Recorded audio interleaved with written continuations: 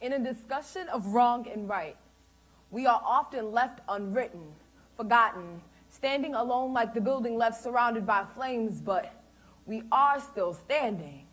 We are rebels who will not police our speech nor sweeten the tongue in hopes that it makes this more palatable for you to swallow, to possibly listen. In a battlefield of a Baltimore suburb, she held her son tight in her arms, a rifle between her thighs, and the power to command anyone who would dare threaten the family she had made a fortress out of. Did not play dress up with revolution. So when she said by any means, she really meant it, with the right to bear arms and a refusal for any unreasonable search and seizure. She taught her son something that often takes us far too long to learn. They are out there trying to kill us, and since this car don't allow free travel for free persons, between these two legs might be the only place that he calls safety. Call it crazy. Call it reckless.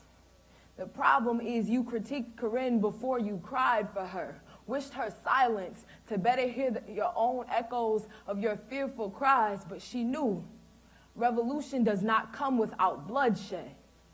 If a black woman dies keeping her black son alive and no one cares enough to paint the town gray, who will rebuild for the next generation? Imagine. She put the gun in Ayana's hands, told her that freedom ain't nearly as pretty as those braids and beads. This something we gotta fight for.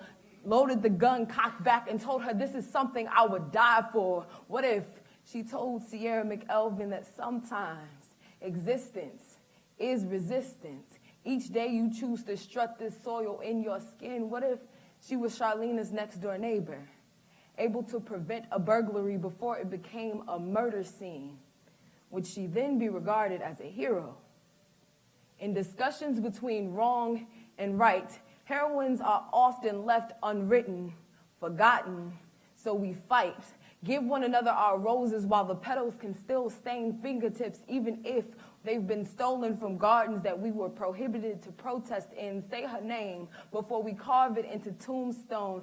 Call her revolutionary for her ability to survive in a body that so many have tried breaking into, tried to destroy. Black women been taught that crashes are more likely to happen at intersections. One wrong move, one left turn could render us immobile.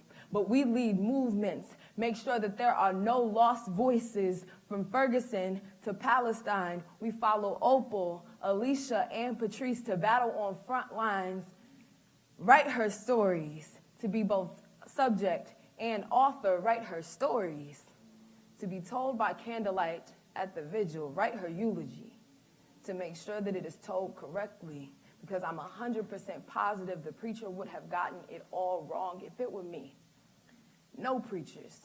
Give me 3 poets in 3 minutes each and decide which of them can write me the best love poem. Then burn it and scatter it with my ashes. Do not tell my family that I have gone on to heaven. Instead, tell them that I have finally escaped this hell. Like Asada and her co-conspirators, tell them that I am traveling to all the places I could not afford before, experiencing the freedom that most black women just dream of. The reason heaven gained another angel, the reason, the freedom that Korryn died for. If I die a martyr, do not interview my mama or tell the world of my past crimes. Tell the officer I said, fuck you. Do not march. Do not pray for peace instead. Use the candle lights from the ceremony to burn this all down on bended knee. Beg God for the protection it takes in order, beg God for the protection it takes in order to destroy this Goliath of a system.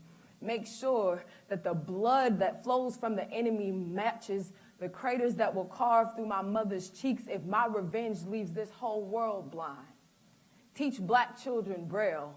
Let them know that their destinies are still at their fingertips. When they tell you I could have just complied, tell them I didn't start speaking until I was almost 3, so I have a lot of time to make up for. Tell them It didn't keep Sandra alive either. Tell them this tongue spoke life while living, and there are anthologies to prove it. If I have been quick to perish or slow to publish, compile the scattered pieces and donate the books to Trayvon's alma mater.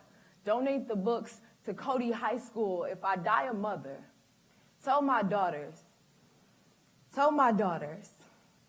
that each of their names were picked before I knew who their father was, meaning they were born with purpose, and I placed Nia before his last name as a daily reminder. Tell them that often in discussions about revolution, we are forgotten, left alone standing like the single building that was not engulfed by flames because the fire still burns within us. Tell them sometimes revolution is a hand-to-hand battle. Others is just living another day in order to rebel. Tell them we are rebels.